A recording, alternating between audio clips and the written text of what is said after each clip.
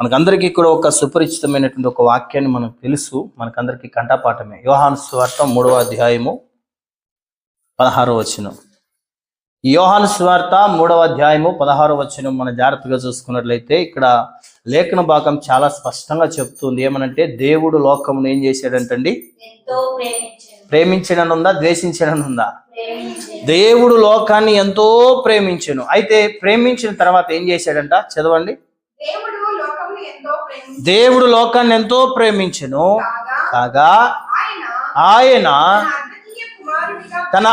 తన అద్వితీయ కుమారునిగా పుట్టిన వాని యందు విశ్వాసముంచు ప్రతి వాడును నశింపక నిత్య జీవము పొందినట్లు ఆయనను అనుగ్రహించెను. హల్లెలూయా.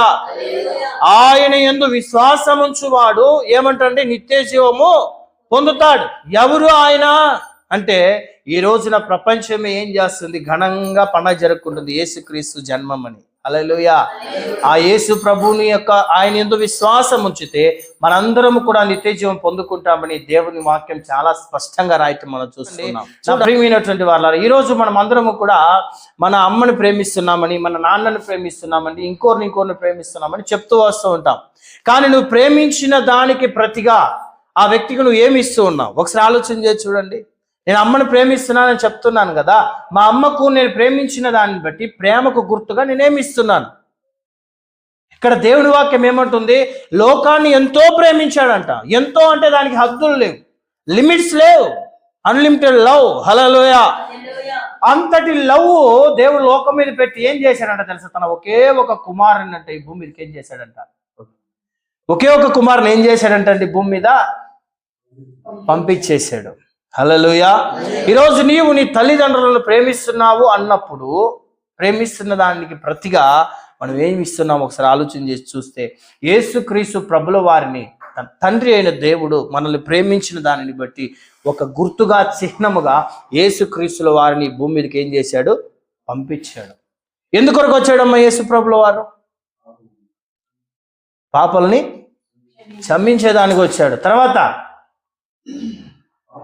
సర్వ మానవాళికి రక్షణ ఇవ్వటానికి వచ్చాడు. నేను అంటాడు ఆయన జన్మించింది చనిపోవడానికే. నా ప్రియమైన వారలారా, దేవుడు నన్ను ఎక్కువగా ప్రేమించాడు. దానికి ప్రతిగా తన కుమారుని మన చేతిలో పెట్టాడు. హల్లెలూయా. ఆయన యందు ఎవరు విశ్వాసం ఉంచుతారో వారు నిత్య జీవం పొందుకుంటారని దేవుని వాక్యం చాలా స్పష్టంగా చెప్తూ వస్తుంది. హల్లెలూయా. క్రిస్మస్ అనగానే మనకు గుర్తొచ్చేది మూడు విషయాలు అంటాం. చాలాసార్లు మనం చెప్పాం ఈ విషయాలు. ఇంటికి, ఒంటికి, పంటికి అని చెప్పి. అవునా? ఇంటికేమో కలర్లు కొట్టేస్తాం, ఒంటికేమో వస్త్రాలు వేసేస్తాం, పంటికేమో రుచికరమైన ఆహారాలు చేసుకుని తినేస్తాం. సంవత్సరానికి ఒకసారి అయిపోయిందా పండుగ? హల్లెలూయా. క్రీస్తు నిజంగా మనలో జన్మించాలి అంటే క్రీస్తును పోలి మనం నడవాలి. హల్లెలూయా. కాబట్టి దేవుడు మనకు ఒక అవకాశాన్ని ఇస్తూ ఉన్నాడు. కాబట్టి ఒక 2 నిమిషాలు ప్రార్థన చేద్దాము. ఈ 2025వ సంవత్సరం డిసెంబర్ మాసం 25వ తేదీ ఏ విధంగా మనం ఉన్నామో, లేదంటే మనం జరుపుకునే పండుగకు ఒక విలువ ఉందో లేదో దేవుని దగ్గర క్షమాపణతో ప్రారంభించుకుందాం. ఒకసారి అందరూ కళ్ళు మూసుకొని ప్రార్థన చేద్దాం.